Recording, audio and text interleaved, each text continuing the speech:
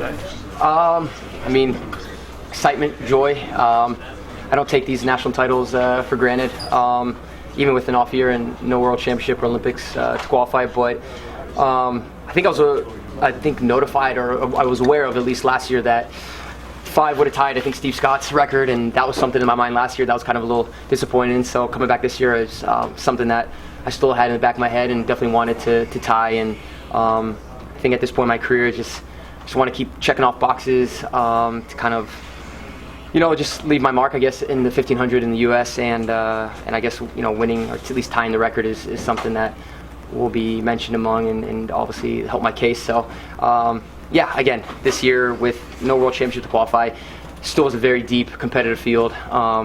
It's funny, just kind of coming in as a teammate of mine and also 5K specialist was definitely a guy I was looking out for. So I think it just shows you just how deep middle distance running is in the U.S., where guys can step up and down from other events and still be a factor. So, yeah.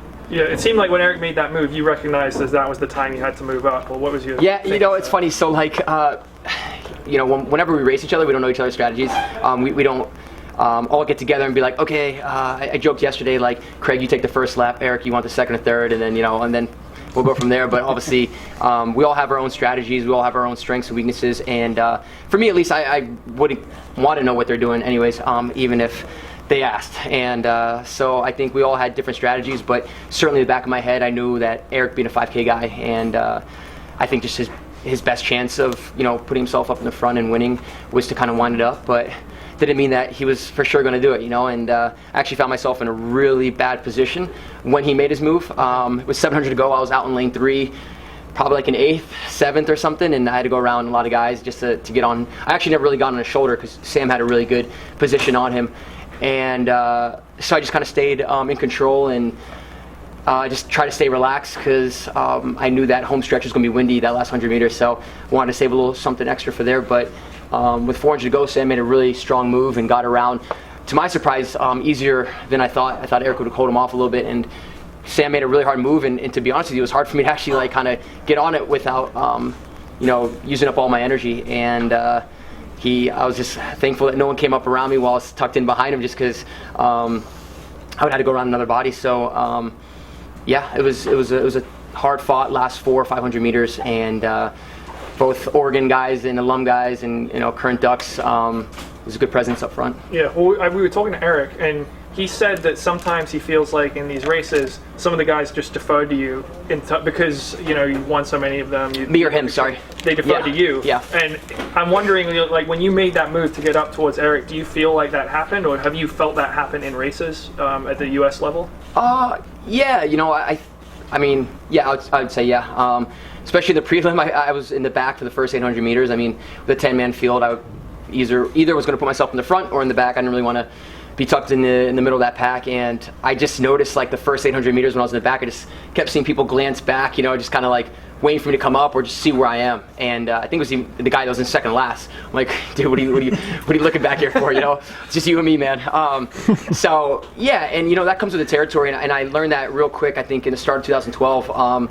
I just graduated college and I just won the bronze medal, and I remember it was the Boston Indoor Games, and I was just kind of still picturing me and figuring like I was still in college. Like, there'd be guys in front of me or pros that would take it on, the guys that are older than me, more veterans, and the rabbit went and no one went. And I was looking around. I remember after the race, I was kind of complaining a little bit to, I think it was Will Lear, or I don't know, it was one of the professionals that were significantly older than me, and they were like, dude, you're the medalist, man. We're all, that's your job. And I was just like, that kind of dawned on me. I was like, he's right. You know what I mean? Like, it didn't hit me until that race. And so since 2012, I just kind of like, whether I'm full strength, whether I'm coming back from an injury, it's just kind of what comes with the territory. And I mean, I try to win races, and I try to like establish that kind of, I don't want to say respect, but that kind of, like you described, I mean, that's what we strive for. That's what we want as an athlete. You know what I mean? And so it just comes with the territory. So what's the emotion versus 1 year ago, where you came off the track and not feeling yourself at all?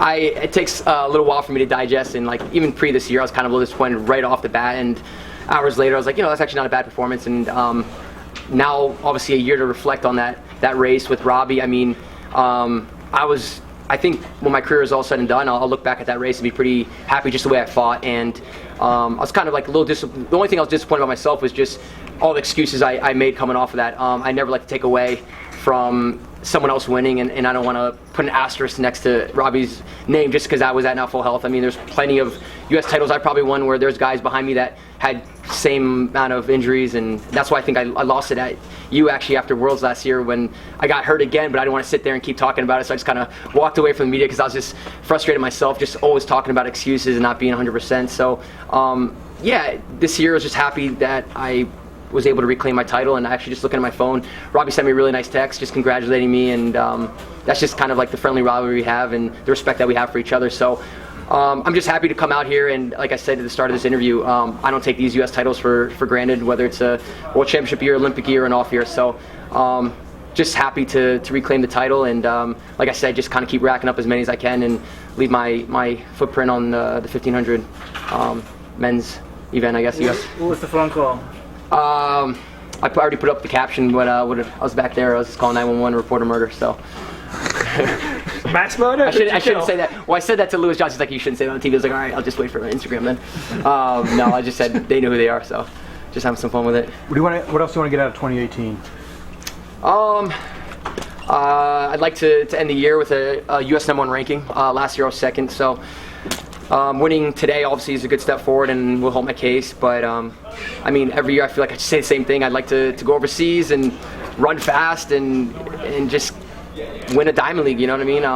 Obviously, guys are rolling already this year, and I've had a really good block of training since pre. So I'm excited to go over there and just kind of start chasing fast times. And yeah, I feel like I'm really strong right now, not so much sharp. And I think we closed in 150 today, so that's, I think, pretty exciting just for where I'm at right now and moving forward. So if I could put both of those together, that'd be great. So, will you celebrate the Centro restaurant in Des Moines? Centro, first of all. Oh, okay. Yeah, we went there last night actually. I don't know if we'll go back there. I feel like every time we go in and we have this big group of people, they're like, we don't do reservations or our party's too big. So maybe if we show them our ID and it's named after us, they might believe that we own it. So yeah, well, Courtney Fergus got set up with Olive Garden. She didn't even win, so you won the race today. She got set up with Olive Garden. What do you mean? So she had like a late night meal at Olive Garden. The OG. They heard about it and they brought her in and gave her the VIP treatment. All right, so who's gonna notify Central for me? I mean, I can't do it myself. I'll call in a random number. It's gonna be a tan boy coming in around 5'9", $130 wet. We'll try to help you out. Yeah, I appreciate that. Thanks. Was it fair to say this is your best race since the Olympics? I wouldn't say so. No, I argue to say I think Oxy last year, where I ran 3:33, was probably my best race just with time wise and how I felt. Today was a good step forward. I beat a really good field, but I would be lying if I said I wouldn't be disappointed if I didn't come away with the win. I felt like where I was and how the race shaped up and the field this year, that was mine to lose. And yeah, I probably wouldn't say it was my best race since the Olympics, but definitely right step in the right direction. The last 100, did you feel like, you at your peak, like that, the kick, was it there? Yes, I mean, it was nice to win a race for sure.